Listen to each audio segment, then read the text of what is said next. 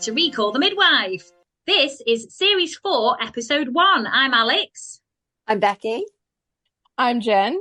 A quick reminder that this week's episode deals with child abuse and neglect, miscarriage, pregnancy loss, and premature birth. So if those topics are ones you would prefer to skip this time, we understand and hope you join us for the next one. In this week's episode, Trixie debuts a new haircut just as she gets called to deliver a baby in the back of a car. Sheila is teaching a mother and baby class at the community center, and the topic is breast and bottle feeding. Mrs. Colette Wimbish brings up her concern with bottle feeding, and Sheila tries to comfort her.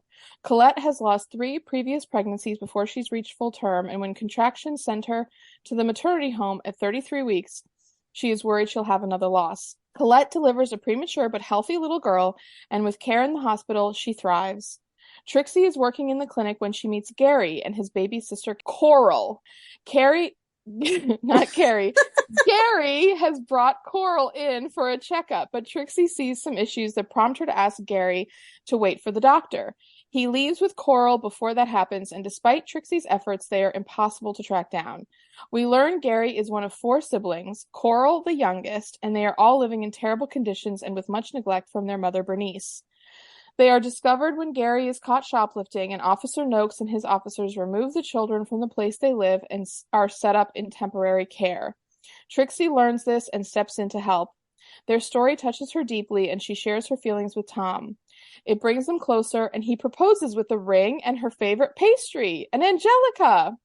Back at Nonnatus House, Sister Evangelina is having some health issues, and Sister Monica Joan and Sister Julienne help her to recognize her need for care. Last, new midwife Barbara Gilbert arrives and begins to settle into life in Poplar. I know we say this every week. There's just so much. And also, excuse me my voice, everyone. I sound like I've been smoking 20 a day. It's finally caught up with you, Al. I've got a bit of a cough and I've just been out too much. I'm not going to lie, screaming excitedly.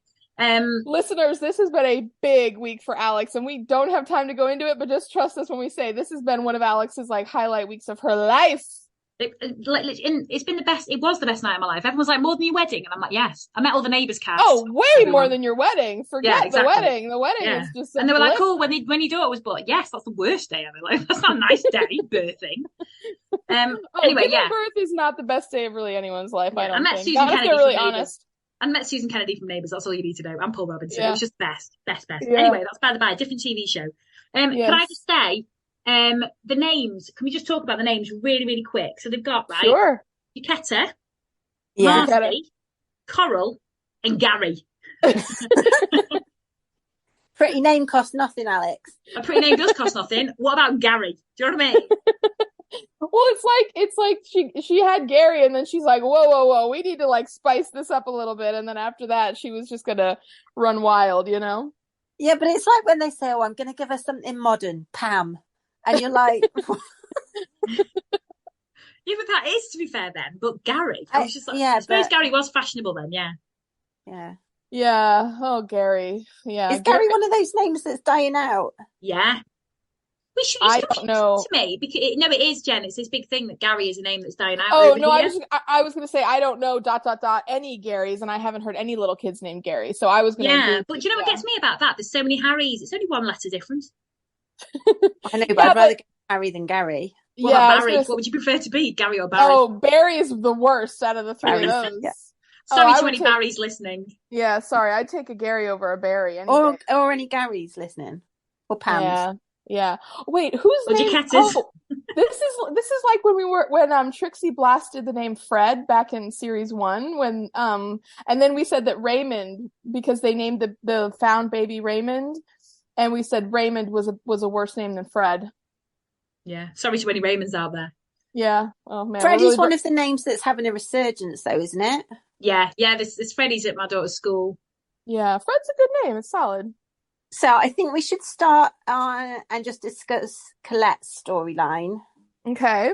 Can we just say before that, I just wanted to say about the first baby that was born that was kind of nameless, that you never saw. You know, they saw a baby being born. Nicola.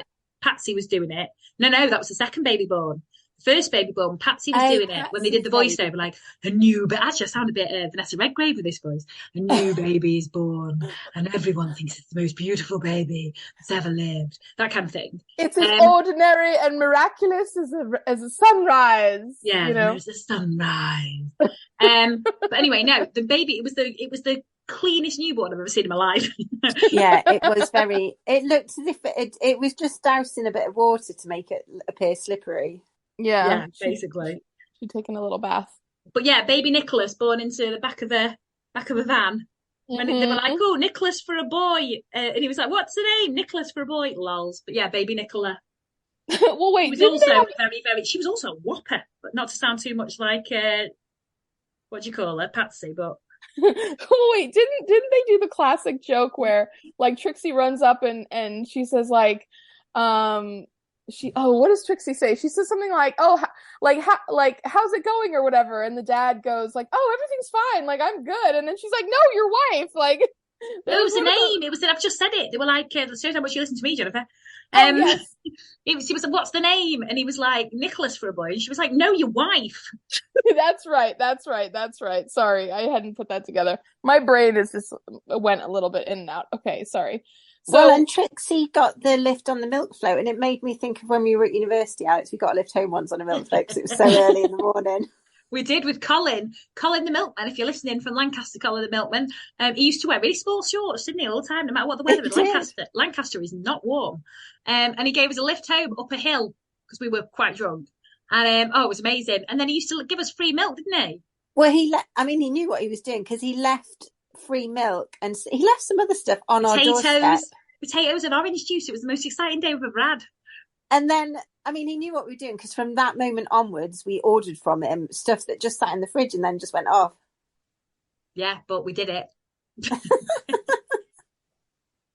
but Colin. Anyway, yeah. Talk more about food you didn't eat 20 years ago. The people want to hear really a lot about that, I'm sure. Yeah. 21 years ago, actually, Jen. What else went bad in your fridge when we were all 19 years old? I didn't even know it went bad. Are we just drinking it? We're just drinking it drunk, coming out from the club. Oh God, the things we drank and ate and did and said and everything when we were all inebriated in those days was disgusting. But that Colin was there to give us a lift out. I'm glad we blocked it out. Okay, speaking of ridiculous, awful things and being sick, let's talk about Trixie's knee and the sick. I honestly nearly threw up. That was disgusting. Oh, that was absolutely disgusting. I was just like, how do you get your day back after that? Okay, wait, but Colette. So Bex. Oh, sorry, yeah, Colette. With Colette, where do you say stuff?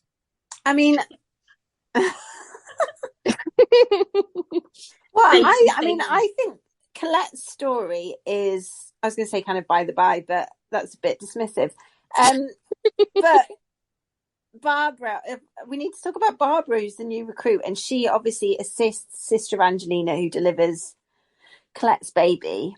And wait, let's just rewind for one quick second. So Colette is the one that I said in the synopsis. She makes some comments about how you have to breastfeed when Sheila is teaching the mother and baby class about feeding your baby. And Sheila's like, well, yeah, she has a very like pronounced bump. And Sheila's like, well, who told you have to breastfeed? Like we really want to encourage people, to like not put too much pressure and have, make a fed baby is best and everything.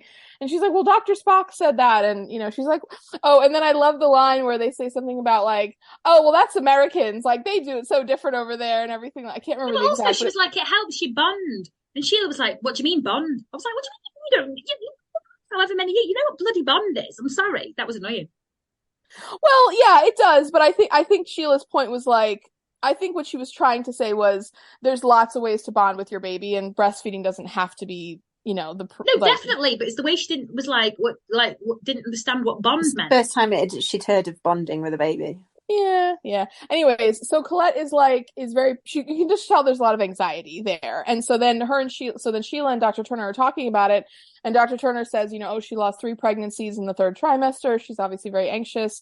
And And sorry, I'm not laughing at that. I can just hear something from my other room of my house. And so then Dr. Turner is like, well, I've told her she can come in once a week, and he's like, I'm not sure if that's really helping. So anyway, so she comes in because she's having contractions. She's in the maternity home, and then her waters break, and then you guys kind of go from there. Because like you said, I just need to shout out Timothy, who's been reading the Lancet and knows about the benefits of breastfeeding. Well, also not just that, Timothy, like, we were talking about Sheila, like, not knowing the word bond. Like, Timothy, don't get me wrong, he's bright as a spark, and that was amazing. I loved it. But like, he also like made Sheila look a bit. They've made Sheila look a bit thick this week. Like, she didn't know what bonding was for the sake of the storyline. And then she was like, didn't know about colostrum, and I just thought, she's a midwife. Of course she bloody know that. Do you know what I mean? Oh no, yes, I totally agree.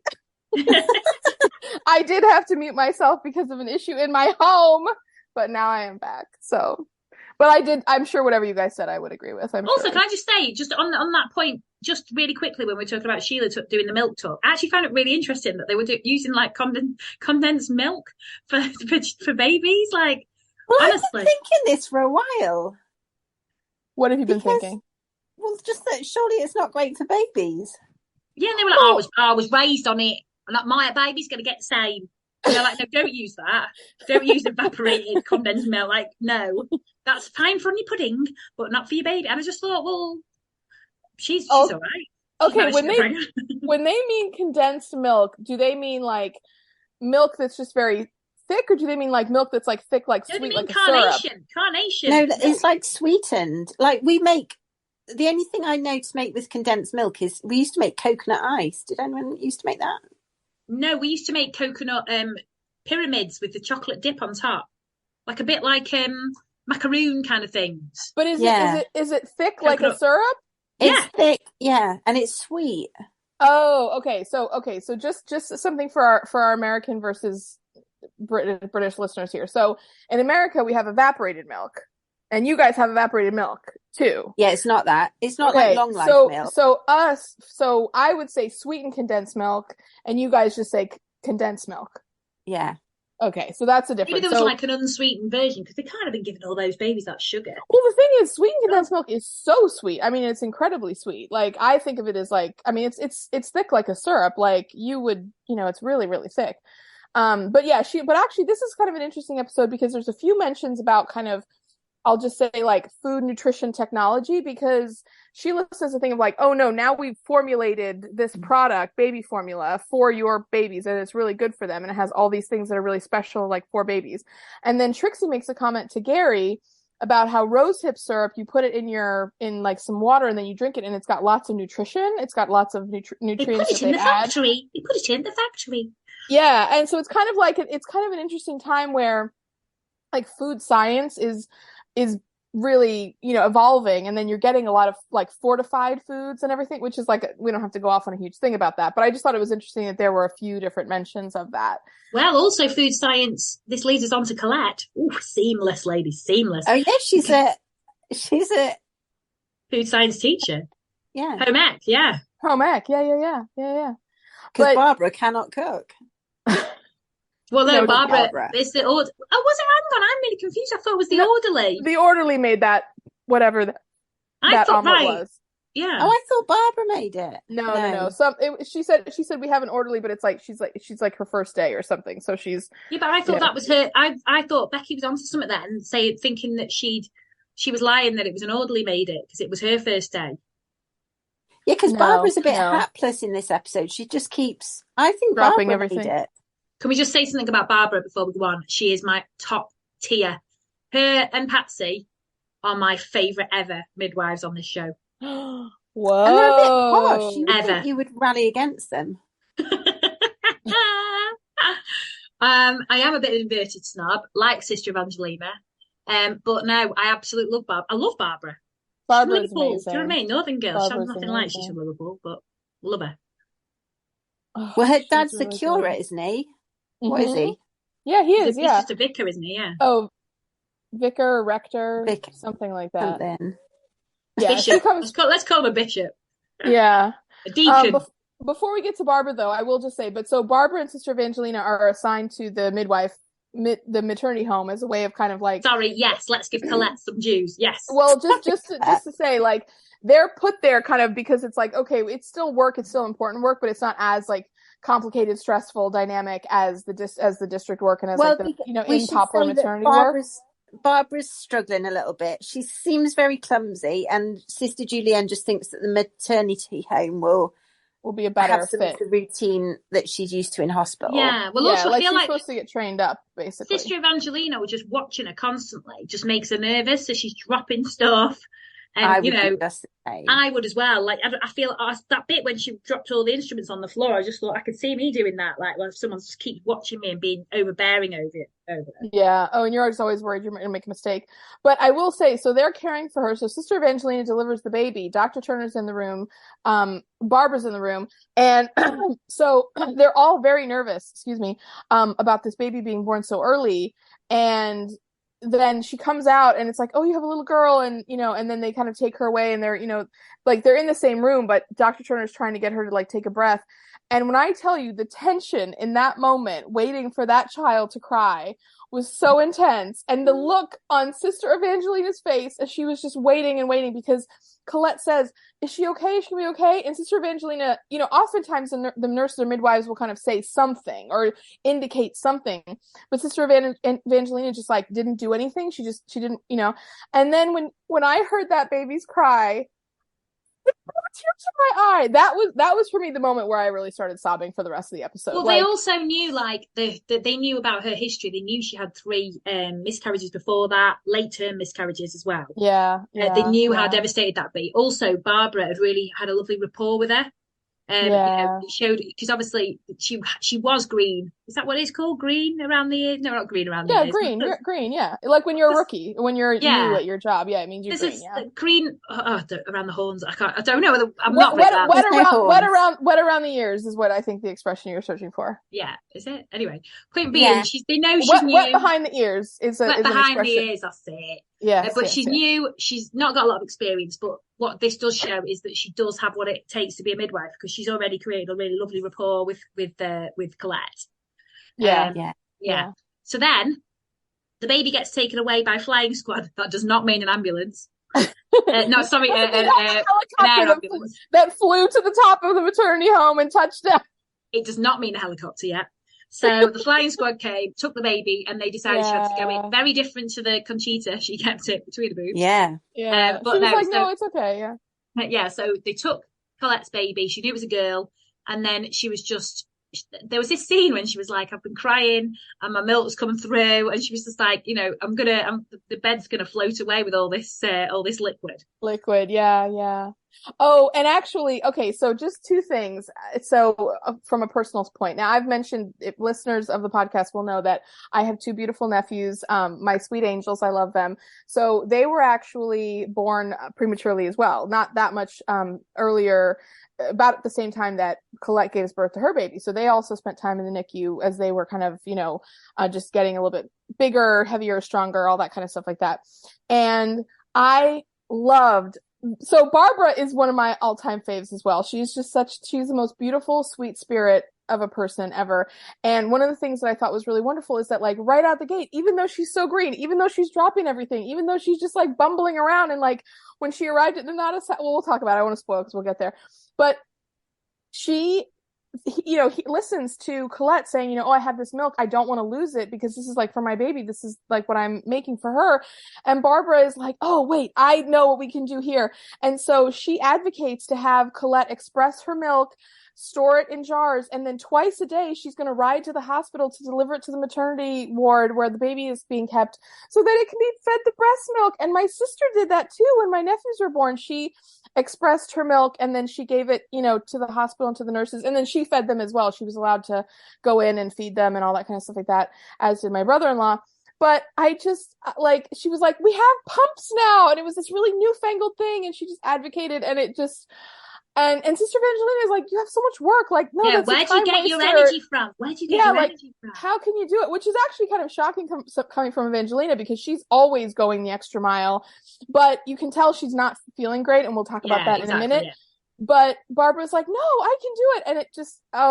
But also I feel like that really proves to Sister Evangelina that Barbara does have the mettle for this. She does care. She does. And I think that was a turning point for her and Barbara, I think. Because before that, she was like, oh, just send her back.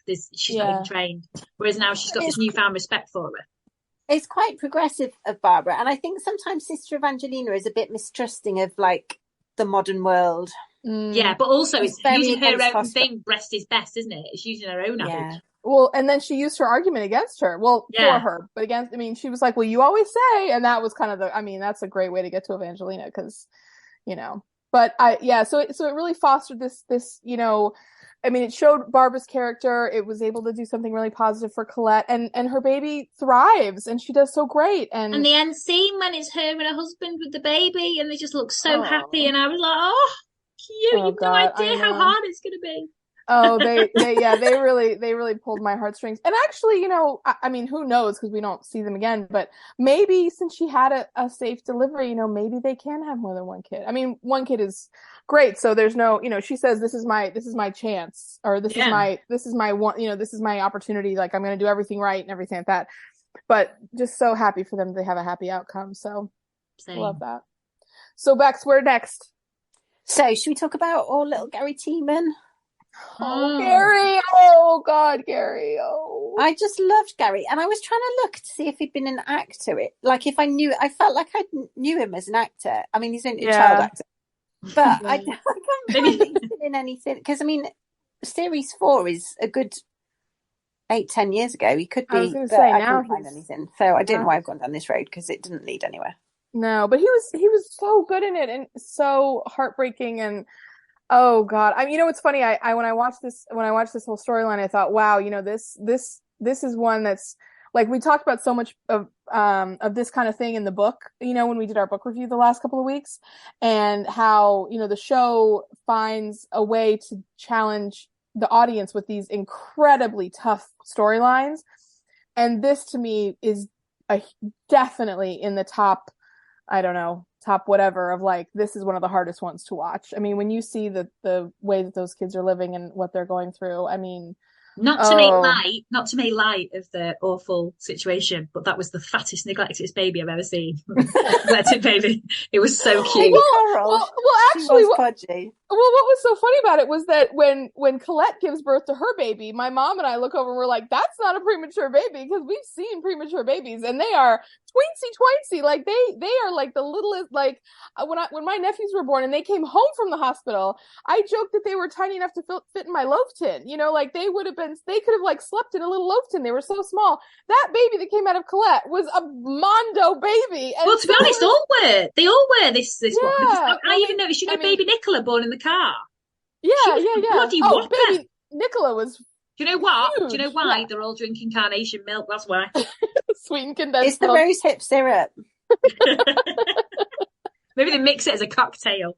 Milkshake. Well, the thing that's funny is like my mom has always said that they have I think in London hospitals there's like a couple of there's like a program to get casting for the show, right? So they have to have brand new babies come in for the show to be like little baby actors that are born, and so they have to get brand newborns to come in and do it, obviously, because the minute the baby is like even a month or two old, they're kind of too big at that point. And so I was like, they must have just had like a selection of babies and they just were like, okay, you're kind of the smallest, so we'll put you, like they just were probably. Oh, they've just got a willing mother. It doesn't matter. They needed so many babies for today. They were like, "Does your mother agree? Yes, you're in." It's like I don't think there's much betting. They knew those newborn shoots. My mum was all like, because I wanted a newborn shoot, but I was so not right for the first however long. And I wasn't well and all this. So anyway, it got to like 6 weeks. I thought, right, I best do it. So I did it. And my mum was like, well, she's going to be way too big. It's ridiculous. What a ridiculous thing. And she was absolutely ridiculous over like it. she was going to be like 18 years old with her like legs hanging over the thing. She's way too old now. It's going to look ridiculous. And I was like, she's 6 weeks. So anyway, the pictures are gorgeous. She looks really cute. And now she's like, oh, look how tiny she is. And I'm like, are you nuts? You were saying. She was going to be way too big for it. That's so funny. But yeah, these they all look like very, very big babies. But yeah. But anyway, so by the by, right. So Gary comes in to clinic on a Tuesday, and he's got baby Coral with him, just him and some plywood under his pram, as you do. Yeah, I thought it was firewood. Oh, I think that makes a lot more sense than plywood. I thought it was firewood as well, because he was collecting it on the way home. Remember? Yeah. Well, I was thinking he was trying to like sell it, so that makes a lot more sense. Yes. So anyway. I loved when he called out Sheila, because Sheila's like, no prams. And he's like, well, whose pram is that? Yeah, and she's like, that's my baby's, but it's got clean waste. So it's mine. So anyway, he goes into their clinic and he wants some free milk because he just wants to basically feed his sisters because his mum's horrific. So he goes in to get milk vouchers to get Rose, and that's when he takes the OXO cubes as well. Yeah. So he goes into clinic and Trixie is speaking to him and notices that his little sister Coral has got this like rash on her nose, and she's like, I think it might be germs or something. And he's thinking, oh, hang on, I don't really want to get my mum into trouble. So he leaves. Sister Monica Joan and Barbara actually let him out, and off he goes on his merry way. And Trixie's like, oh, hang on, I wanted to, find out where he was, what he was doing. I want to keep an eye on him. So she looks for his address, and she goes to his actual address that was last listed, and the milkman's there again. The milkman is very prominent in this episode. I like that. He's like, the way he's tied him in. He's like, fancy seeing you here, and all, anyway. It's probably Colin Bex. He knows how to promote himself. So anyway, so they go to the flat. It's not there. They say it looks boarded up. That like been eviction. Like, all right, mate. Yeah, all right. Getting into everything today. And anyway, so she asks Tom for his help to find out, see if he knows anything about this family and see if he can actually track them down for her, because she's worried about them. Yeah. But then, so again, Barbara has been a bit rubbish that day. And when there is clinic again, he comes to get more milk tokens. And Barbara, there's a note next to his name, basically like, get Trixie, but she doesn't see it, even though she's just ticked his name off. She just ignores it. Well, I was like, how is she not seeing that? If she's like, yes, just 1 minute ago. I'd be like, it was 30 seconds ago, run. Like, do you know what I mean? So you know what? Wait, hold on 1 second. See, this is where the editing of this show versus y'all's version versus my version is very interesting, because that scene with Barbara didn't happen in mine. The way that we discover where Gary is because he shoplifts the rich tea biscuits. Oh no, that's how we discover it as well. Oh, but we see Trixie like looking at like a book or something and like scanning the names, but there's never a scene with like Barbara where he comes back in and gets something or anything like that. So we didn't have that part. I mean, it doesn't sound like it was that important to the overall story. It was integral, Jen. It was integral. It's going to go with me for the rest of my life. I know it's gonna stay in your dreams. I will say again, it's a sad storyline, but the line that did kind of make me laugh was when the shop merchant brings Gary into the police station, and he's like, oh, Sergeant, this boy was shoplifting, you better have him or whatever, and he like hands him the packet of rich tea biscuits, and Peter looks down and he's like, oh, you shoplifted rich tea? Like, wow, things must really be bad or whatever. That's not the line. I love a rich tea. You must be hungry. You must be hungry if you chose these. The thing is, okay, justice for rich tea, Bex. Justice for rich tea. I felt the same. Especially a rich tea finger. You can't be. Okay, just a word about rich tea though. For anyone who has not had a rich tea, they're fine. But the thing is, they're like delicious, Jen. They're like a hard, crisp biscuit. Okay, I mean cookie for Americans, right? They are sweet, but like they're not that sweet. They're very plain. Like literally. No, Jen. What they are is perfect. All right. No. And then the thing is, they're hard and crisp, and you bite them and they crumble and they have crumbs all over you. But you're not dunking it in a cup of tea. No, but the thing is, listen, I've eaten rich tea biscuits. Okay, you put them in your tea for like literally, you can only put them in tea for 1.1 second, and then you have to pull it out. If you put them any longer, you know what, Jen? This is such a shame. I really like doing this podcast with you, but I'm sorry, you're fired. Gone too far. We only got to series 4, episode 1. It's one of those things that like you either love it and you have a like a lifelong affection, or you just are kind of like, okay, this exists. No, I agree that it's one of them things, but it's one of those things that either you're right and you love it, or you're wrong and you are wrong. God. Okay. Anyway, I really want a rich tea now. I'm not gonna lie. I'm gonna text my husband, get him to go to the shop. There is nothing rich about them either. That's the other thing that I find hilarious. Oh, Jen, my life is made richer by them. So think about that. Okay, So Gary gets invested. So Officer Noakes goes in and talks to Gary, and I will say the line that absolutely broke my heart is Officer Noakes walks in with something to eat and a drink, and he's like, and he starts talking to him, and he starts to walk over to him, and he's like, "Oh son, you know," and Gary says, "No, don't come near me." And he says, "Why?" And he says, "Because I know how bad I smell, and I don't want you to smell it, and I'm ashamed of myself." And oh, girls, oh my gosh! I need to ask a question. I'm going to start crying again now. It was so sad when he says that. I need to ask a question though, because the reason that Gary is desperate and shoplifts the rich teas is because he's been locked out of the flat. So his 3 siblings are locked in the flat. What happened to the key? Did the key? Because there was a key on a bit of string. Did that? I think it just tethered. Like, you know, when you pull something too much or whatever, and the string's not that great, it's been lost down the bottom, down into the thing. You think one of his sisters just passing the bloody key? Yeah, that's why I was like, that's go what I and thought. Look by the door and just pass me the key out. Yeah, I did. Well, yeah, but there wouldn't be a story then, would there? No, there wouldn't. Oh, but then they have to break the door down to get in, and then they walk in, and Peter's like, "Oh, shine a light," and they literally pan their flashlights across. Before that, he's like, "Oh, it's not, these biscuits are not for me, they're for my sisters. I don't feel hungry. Like I'm used to it, but my sisters feel hungry." And I was like, "Oh," and also when Peter was like, "Come here," and he was like, "Get off me," or whatever. "Don't you bloody touch me." I just thought his acting was brilliant. He was really he was just, I mean, he was so grown up, but also so young at this. I don't know what I'm saying. No, you're exactly right, Bex. He was so good. He really portrayed that character in the most perfect way. I mean, he had, you know, the maturity of the oldest sibling who clearly is carrying the world on their shoulders. He, you know, was clearly still so vulnerable as a child, like, you know, trying so hard to do the right thing, but not knowing what to do. You know, like, I mean, you could tell he was very scared and wary of the police, but at the same time, he was worried about his sister, so he wanted to tell the truth. And like, just, I mean, that little actor, that little boy did such a good job. And that's why I thought he must have gone on to stuff. Well, I'm looking for him now, actually.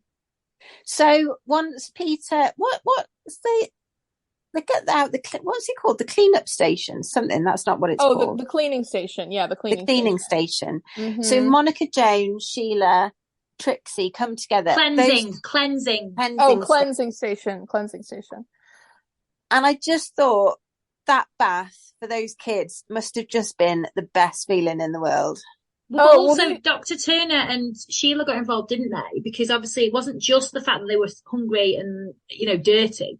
Yeah. It was the fact that they were neglected, they were abused. Like the bruises on those kids was absolutely. I was like, because I just thought, oh yeah, they're a bit dirty and that's awful. Don't get me wrong, but I thought maybe it was another storyline where you feel really sorry for the mum because, you know, she's been left neglected and circumstances have forced her into it. But actually, she's just Well, the circumstances were a part of it. I mean, she was making very, very bad choices as well. But I mean, didn't have to shape the kids, right. I mean, circumstances were a factor, but they were definitely not. You know, I mean, they didn't validate or explain or anything like that the abuse that those kids were, you know, victim to. I mean, the one that really was horrifying to me, and I had not even thought of this, but when Dr. Turner looks at the baby Coral, she is going to need extensive medical care for her bottom because she's been in a dirty diaper for God knows how long, you know? Yeah. And, you know, if you've seen the episode, you know, kind of the more graphic thing that Dr. Turner says there. But I mean, I was absolutely horrified. I mean, I shuddered when I heard that. And then, you know, the kids have fleas and nits and I mean, they're just really in a bad, well, also bad at way. The start of the episode, Sister Monica Jones doesn't really know what to do with herself. She's a bit lost. A bit lost, a bit useless. Like, you know, Cynthia's gone. There's lots of change. She doesn't like that. It's all a bit strange. She doesn't know what to do. But this gave her a sense of purpose. She was like at the cleansing stage. She's like, I know what I'm doing. I can help. I can really help. And she was a big help with those kids. Do you guys know what she's referencing when she said the cleansing station used to be open 24 hours a day? Was it just worse conditions at Poplar back in the day, or was it? Well, I'm guessing because of the war and everything like that. Like, you know, you couldn't get a lot of water, you couldn't get a lot of stuff, so the cleansing stations had to happen because there were lots of kids sleeping in close proximity when they were, you know, with the. You mean the Blitz time. Yeah, and that kind of thing. So I'm presuming that's what they meant. And also, you know, there was poverty more. There was poverty more in those times. Brilliant English, guys. You know what I mean? Well, I'm just wondering too, like if they're coming out of rationing and things, aren't they? Like it's really lots of deprivation. I think it's just the level of deprivation in that area. Right. Yeah. Okay. Yeah. And like a lot of people are living together, large families, no contraception.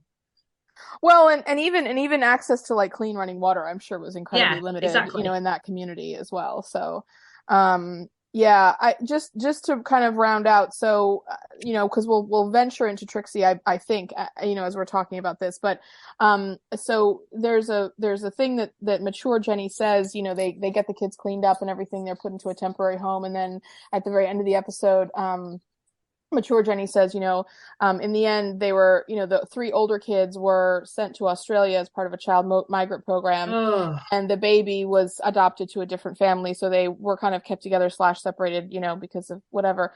Well, I did not, you know, I don't know if you guys knew what that program was referencing when she said that. I didn't know what it was. I did. And so I did some Googling about it, and I read a little bit about it. And, well, you know, I didn't need more to be horrified about. I'm going to be really honest, but I got a little more, and that's on me. For context, a lot of children sent over to Australia where there was the promise of the perfect life, and you know, oh, it's lovely weather and lovely. There's loads of opportunities for all these children over there. A lot of them were sent over and were horrifically like Canada, used to Canada, in Canada as well, yeah, and sent over and basically used like a Victorian workhouse. Basically, a lot of them abused in more than one sense, and it's just absolutely heartbreaking that these kids had to go through that.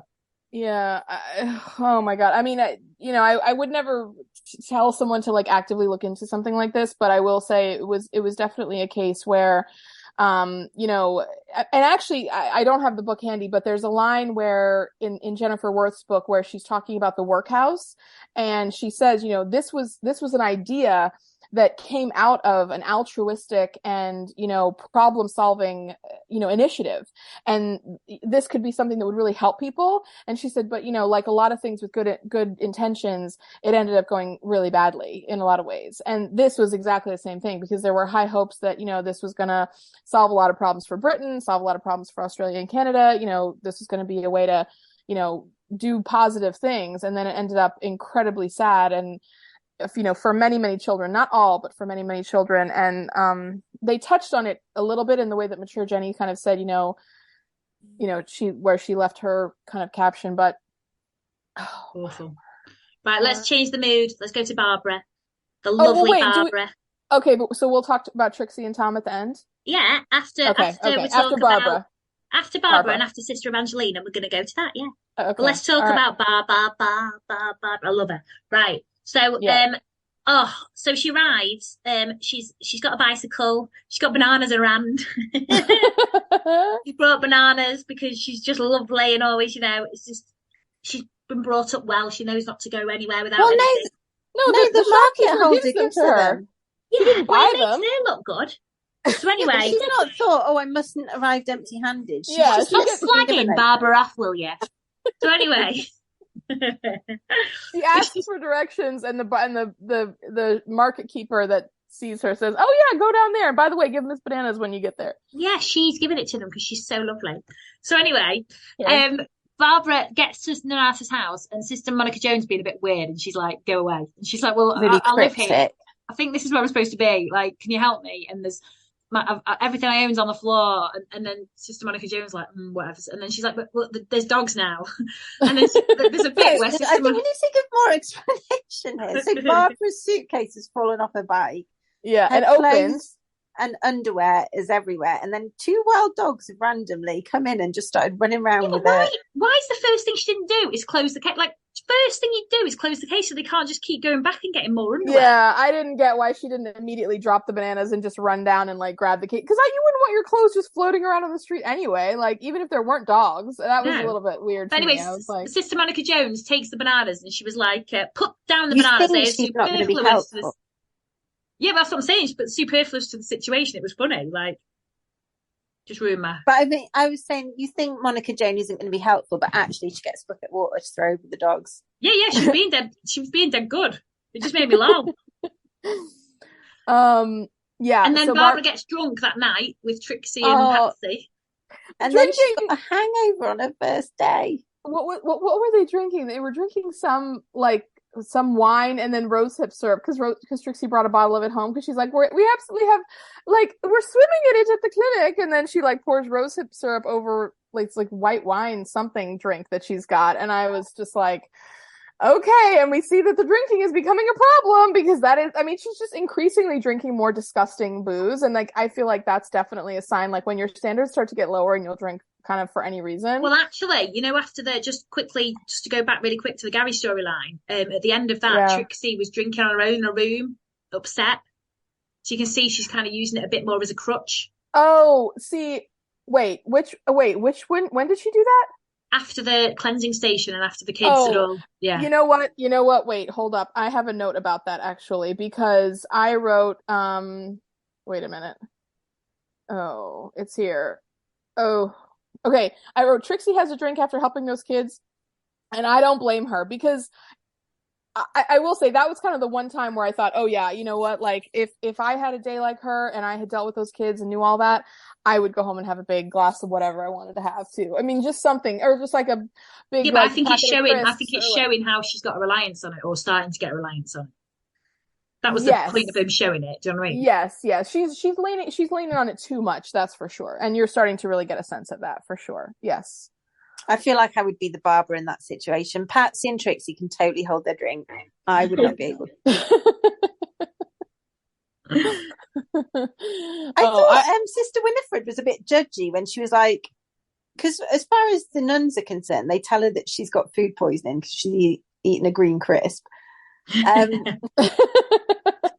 And Sister Winifred wasn't sympathetic at all. She was just annoyed that she was kept away. Do we not think that maybe Sister Winifred knows what it is and it's not green crisps that are causing Barbara to have a bit of an issue? She's like, right. Yeah, those green crisps really get you. Oink, oink, oink, like, I think Sister Winifred knows what's up. She's hip to the kids.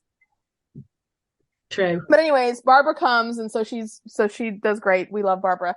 Okay, then we're talking about Sister Evangelina next, right? Yeah, so Sister Evangelina, and you roll, because obviously you don't know what it is at this point, so you're really worried about her. I was.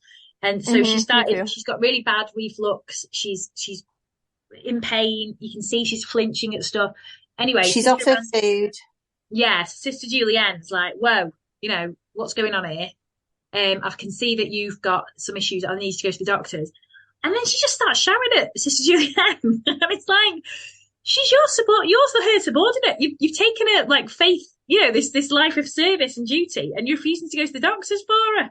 Oh yeah, but you know what? Sister Julienne got it in the neck from Monica Jones just like 5 minutes before. I mean, Sister Julienne truly, like, she takes everyone's garbage and she finds a way to deal with it and then turn it into a bed of roses. I mean, no matter the fact that she's like, quote, the boss of like Nonnatus House, like she's the, tippy top or whatever, everyone dumps on her all the time. And she always is so incredibly magnanimous and understanding. And she even says to Sister Evangelina, she's like, this is out of concern. I love you. I want you to be well. I don't want you to hurt yourself. Like, I'm asking you to do this because I think you need to kind of stop for a second and get some care. And she's like, well, like, she just flounces out. She just flounces out. She's like, well, you'll see how well you need me when I'm not around, or da-da-da. And then eventually later on in the episode, there's a really nice scene actually. And it's Sister Monica Jones toasting some crumpets. I say toasting, burning some crumpets in the kitchen. Yeah, starting a small fire, basically. Yeah, it was a beautiful scene, really well acted, really lovely dialogue between them two, being like, she's saying, I think you're not feeling very well or whatever. She's like, like me with my head. And she's like, you don't seem too bad. You seem sharp as a tack now. Like, do you know what I mean? When you say this to me, I just thought it was brilliant.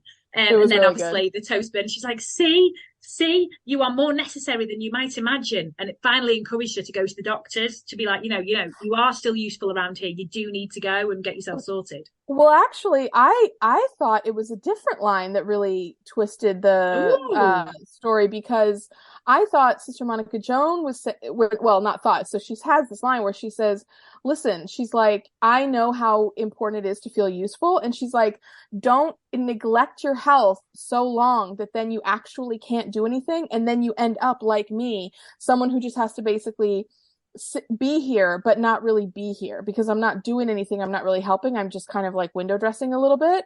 Yeah, I don't and that really would contribute. kill Evangelina, wouldn't it? And she's like, I struggle with that all the time. She's like, don't let yourself get into my situation. Bex, you get to talk about Trixie next, because Sister Evangelina goes to see the doctor, and we're going to talk about more of her in the next few episodes. So what do you want to say about Trixie, Bex? What was the cake that? Well, Tom basically proposes to her. That's all I was going to say. With a meringue. Yes. Yeah, but did it have a name that you gave it, Jen? Angelique, is it? Angelica. I made a special note. Herb. Oh. I thought it was the herb on the top of the meringue. I just thought it was a fancy name for just, it looked like a meringue with like cream on top and like a cherry, and that was it.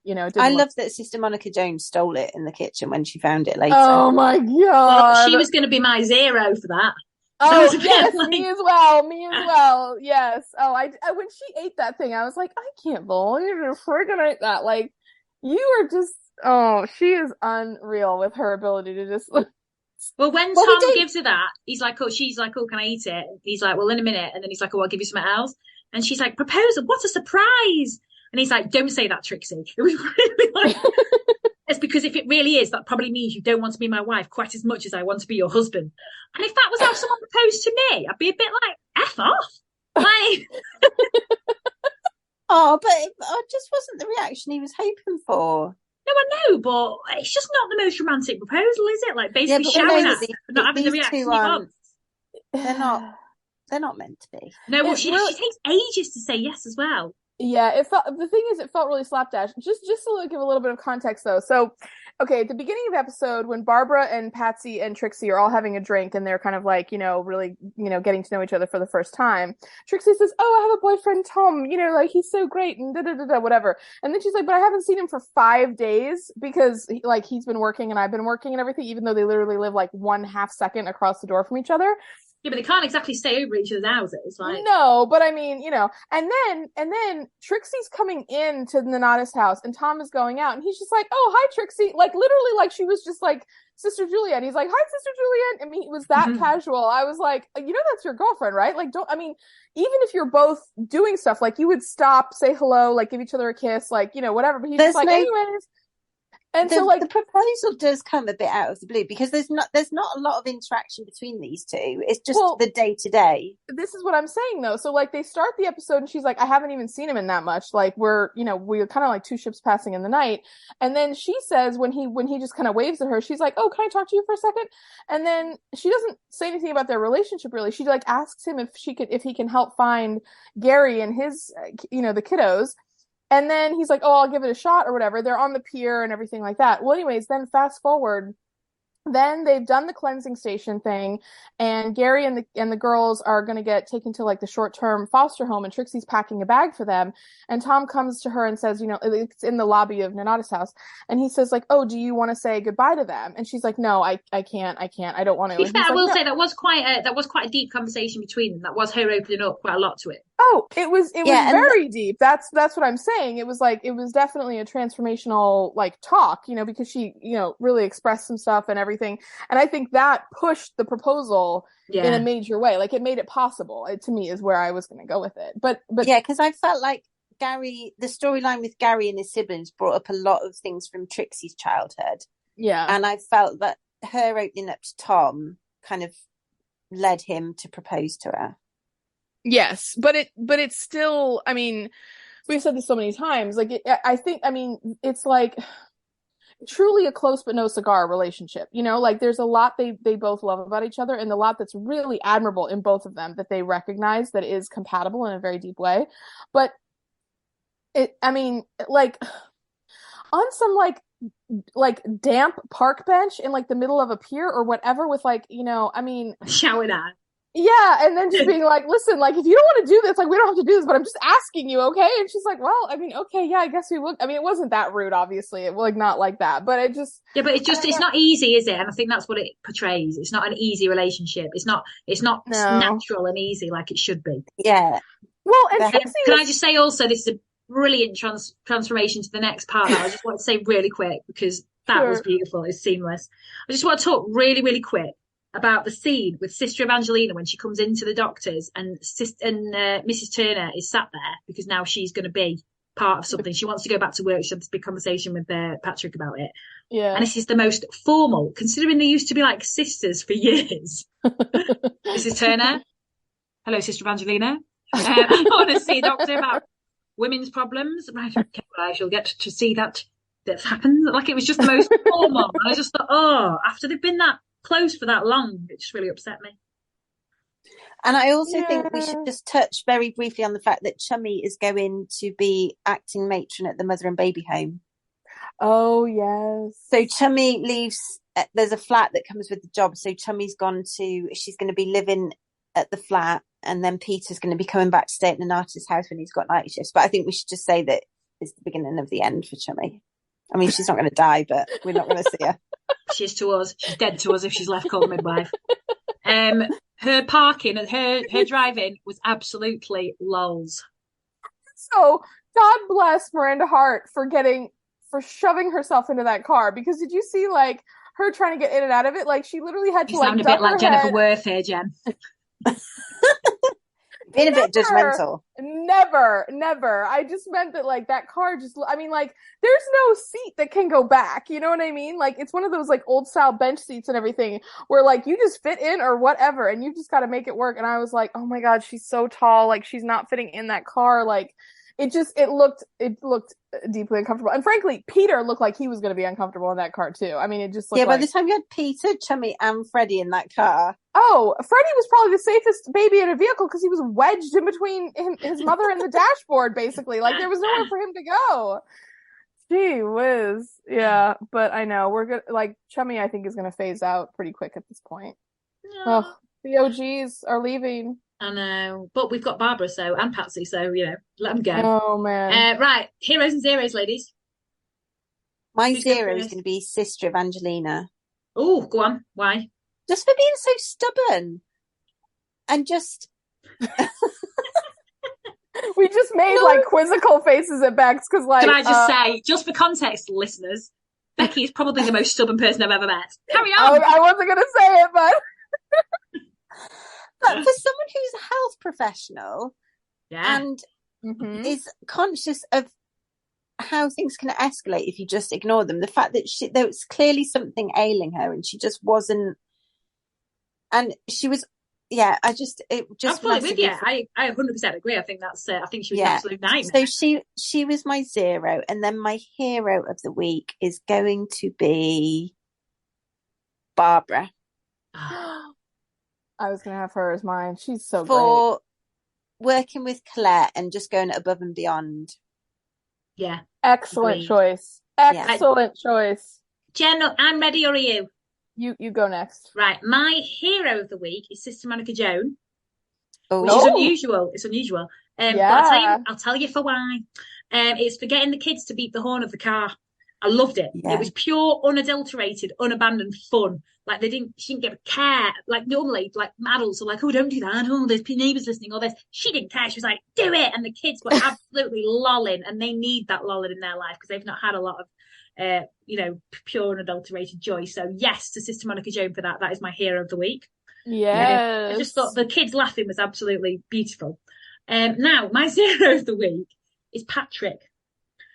Now, it's controversial, but it's not really. So, Patrick, after being ridiculous, so we did have a bit of a fallout. Not a fallout, we won't call it a fallout. On a disagreement, we'll call it, with Bex one time when she was saying about Patrick not telling Sheila something.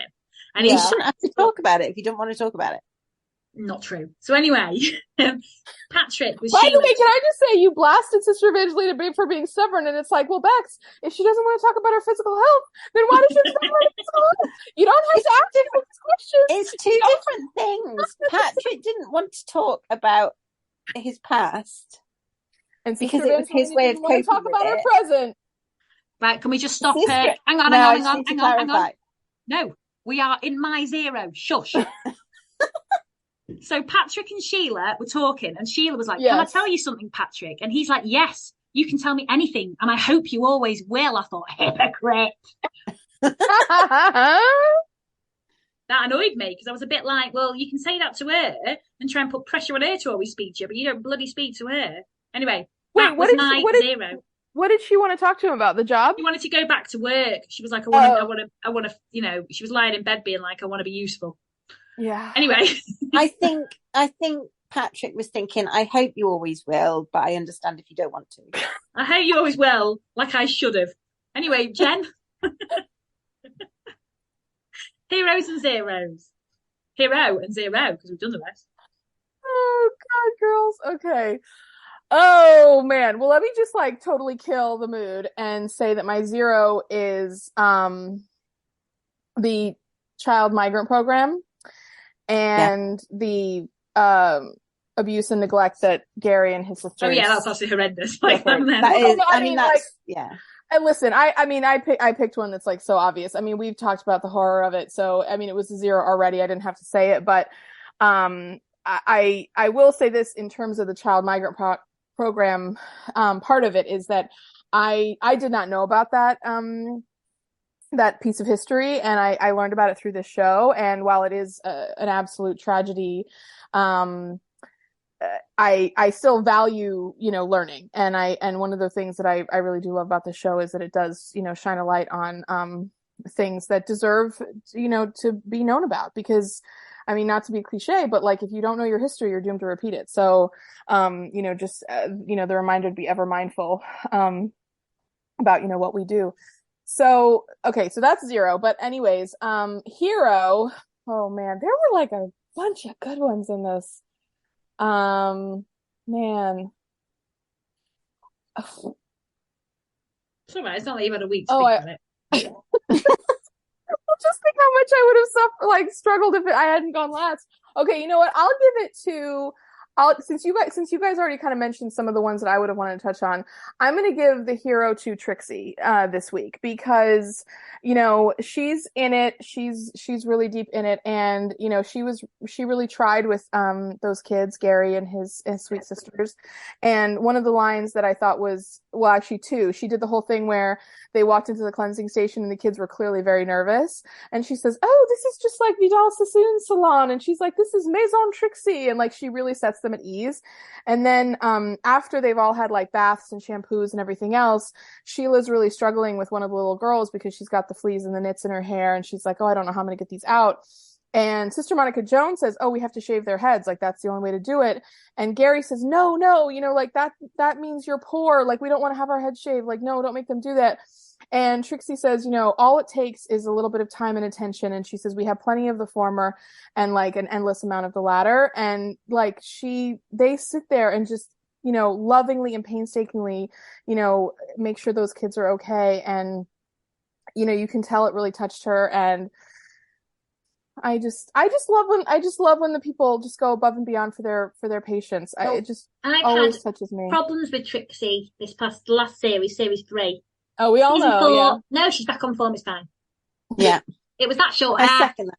Like Samson and Delilah. No, is it Samson? Yeah, Samson and Delilah. Her hair was there, a power. Her hair's a niceness, so it's fine. And I love the new hairdo. I think it's so cute. Oh yeah, same.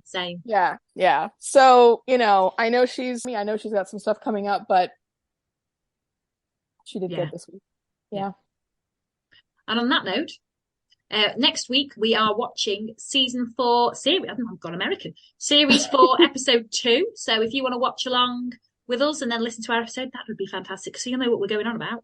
And hopefully you can follow us on Facebook, Instagram, Twitter, YouTube. Give us a like, subscribe, give us some reviews, send us some flowers, some money, whatever you want, chocolate.